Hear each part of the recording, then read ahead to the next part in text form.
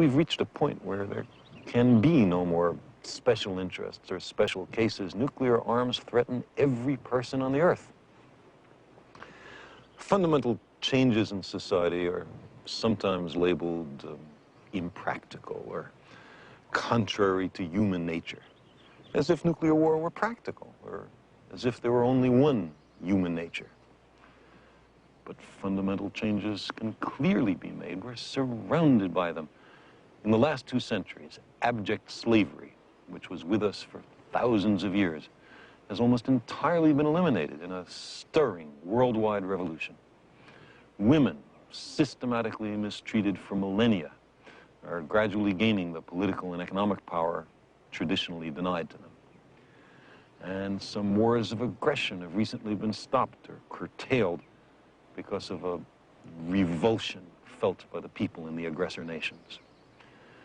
The old appeals to racial, sexual, and religious chauvinism and to rabid nationalist fervor are beginning not to work. A new consciousness is developing which sees the Earth as a single organism and recognizes that an organism at war with itself is doomed. We are one planet. One of the great revelations of the age of space exploration is the image of the Earth, finite and lonely, somehow vulnerable, bearing the entire human species through the oceans of space and time. But this is an ancient perception. In the 3rd century BC, our planet was mapped and accurately measured by a Greek scientist named Eratosthenes, who worked in Egypt. This was the world as he knew it. Eratosthenes was the director of the Great Library of Alexandria, the center of science and learning in the ancient world. Aristotle had argued that humanity was divided into Greeks and everybody else, who he called barbarians, and that the Greeks should keep themselves racially pure. He taught it was fitting for the Greeks to enslave other peoples. But Eratosthenes criticized Aristotle for his blind chauvinism. He believed there was good and bad in every nation. The Greek conquerors had invented a new god for the Egyptians, but he looked remarkably Greek. Alexander was portrayed as Pharaoh, in a gesture to the Egyptians, but in practice, the Greeks were confident of their superiority. The casual protests of the librarian hardly constituted a serious challenge to prevailing prejudices. Their world was as imperfect as our own, but the Ptolemies, the Greek kings of Egypt who followed Alexander, had at least this virtue. They supported the advancement of knowledge. Popular ideas about the nature of the cosmos were challenged, and some of them discarded. New ideas were proposed and found to be in better accord with the facts. There were imaginative proposals, vigorous debates, brilliant syntheses, and the resulting treasure of human knowledge was recorded and preserved for centuries on these shelves. Science came of age in this library. The Ptolemies didn't merely collect old knowledge. They supported scientific research and generated new knowledge. The results were amazing. Eratosthenes accurately calculated the size of the Earth. He mapped it, and he argued that it could be circumnavigated.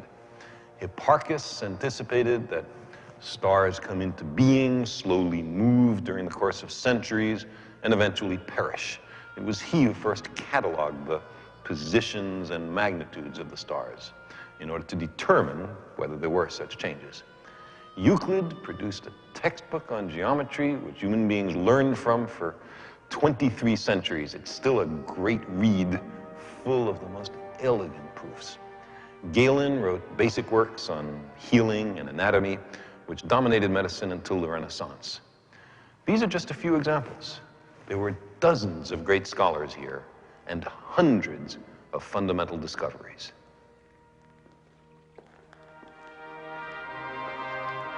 Some of those discoveries have a distinctly modern ring. Apollonius of Perga studied the parabola and the ellipse. Curves that we know today describe the paths of falling objects in a gravitational field and space vehicles traveling between the planets.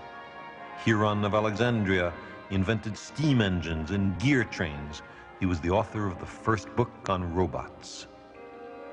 Imagine how different our world would be if those discoveries had been explained and used for the benefit of everyone, if the humane perspective of Eratosthenes had been widely adopted and applied. But this was not to be. Alexandria was the greatest city the Western world had ever seen. People from all nations came here to live, to trade, to learn. On a given day, these harbors were thronged with merchants, scholars, tourists. It's probably here that the word cosmopolitan realized its true meaning of a citizen, not just of a nation, but of the cosmos. To be a citizen of the cosmos. Here were clearly the seeds of our modern world. But why didn't they take root and flourish? Why instead did the West slumber through 1,000 years of darkness until Columbus and Copernicus and their contemporaries rediscovered the work done here? I cannot give you a simple answer, but I do know this.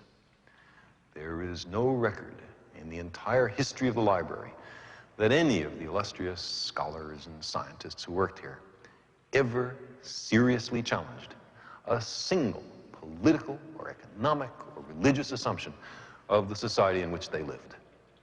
The permanence of the stars was questioned. The justice of slavery was not.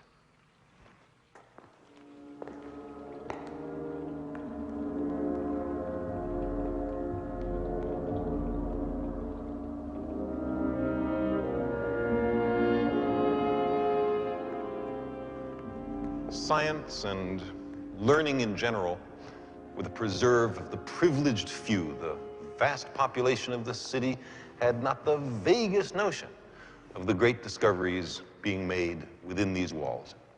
How could they? The new findings were not explained or popularized. The progress made here benefited them little. Science was not part of their lives. The discoveries in mechanics, say, or steam technology mainly were applied to the perfection of weapons, to the encouragement of superstition, to the amusement of kings. Scientists never seemed to grasp the enormous potential of machines to free people from arduous and repetitive labor. The great intellectual achievements of antiquity had few practical applications. Science never captured the imagination of the multitude. There was no counterbalance to stagnation, to pessimism, to the most abject surrender to mysticism. So when, at long last, the mob came to burn the place down, there was nobody to stop them.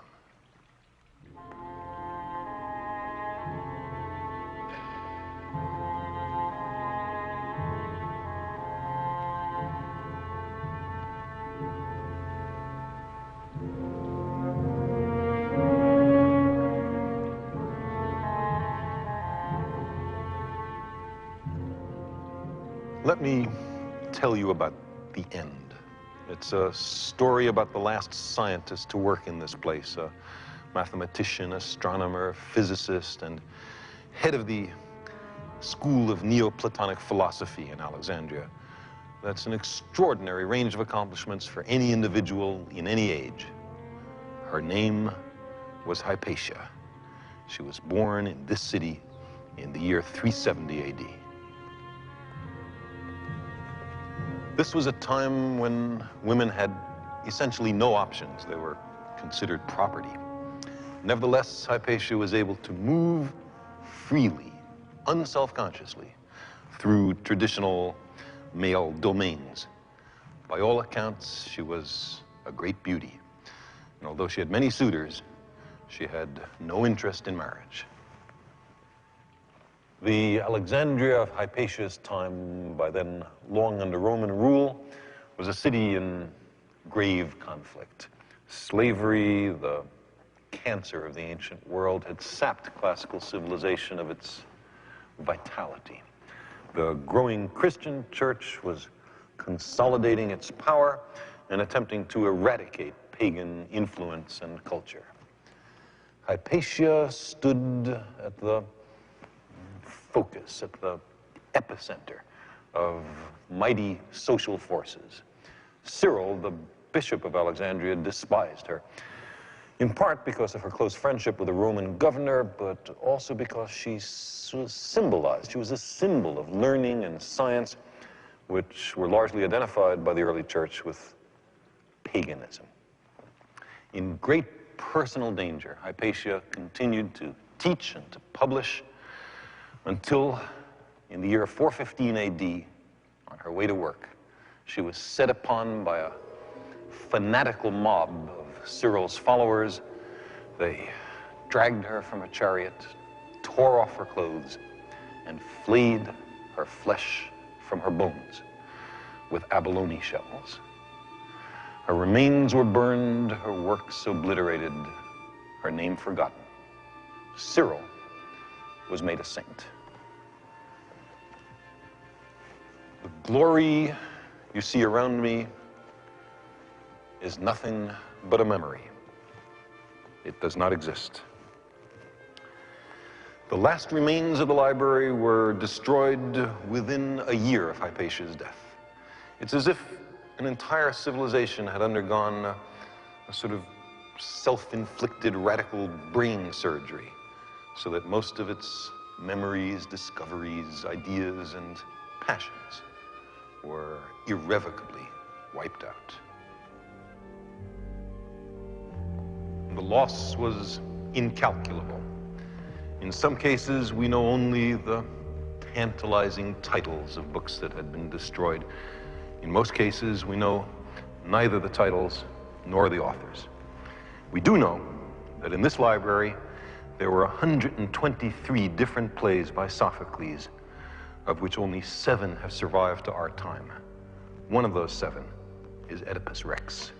Similar numbers apply to the lost works of Aeschylus, Euripides, Aristophanes. It's little as if the only surviving works of a man named William Shakespeare were Coriolanus and A Winter's Tale, although we had heard that he had written some other things which were highly prized in his time. Plays called Hamlet, Macbeth, A Midsummer Night's Dream, Julius Caesar, King Lear, Romeo and Juliet.